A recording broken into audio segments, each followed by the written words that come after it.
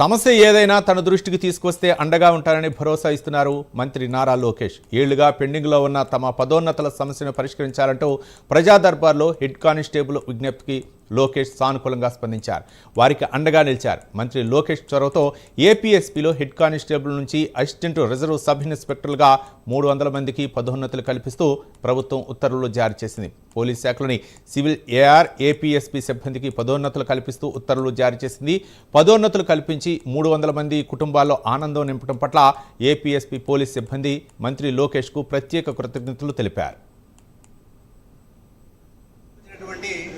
మన ఆంధ్రప్రదేశ్ రాష్ట్ర cabinet meeting నందు మా ఏపీఎస్పీ హెడ్ కానిస్టేబుల్స్ నుంచి ఏఆర్ఎస్ఏగా 300 మందికి అప్గ్రేడింగ్ ప్రమోషన్స్ ఇచ్చినటువంటి మా రాష్ట్ర ప్రభుత్వానికి మరియు మా పోలీస్ అధికారులందరికీ కూడా ఈ సభాముఖంగా మా 300 మంది హెడ్ కానిస్టేబుల్స్ కృతజ్ఞతలు తెలియజేస్తున్నాం సార్.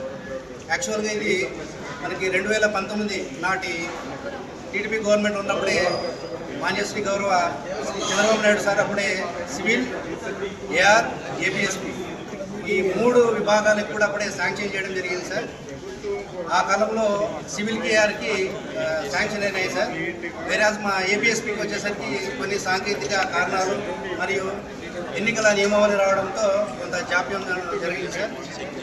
దాని తర్వాత 2019 నుంచి 2024 వరకు ఏర్పడినటువంటి నూతన ప్రభుత్వానికి కూడా మాకు జరిగినటువంటి అన్యాయాన్ని కూడా పెద్దలకి వివరించడం జరిగింది సార్.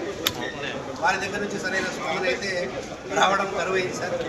తదనంతరము యువగలం ప్రోగ్రాం నందు మా మంగళగిరి కాన్స్టిట్యూన్సీ నుంచి మా మాన్యశ్రీ గౌరవ ఐటీ మినిస్టర్ లోకేష్ సార్కి మా యొక్క రిప్రజెంటేషన్ ఇవ్వడం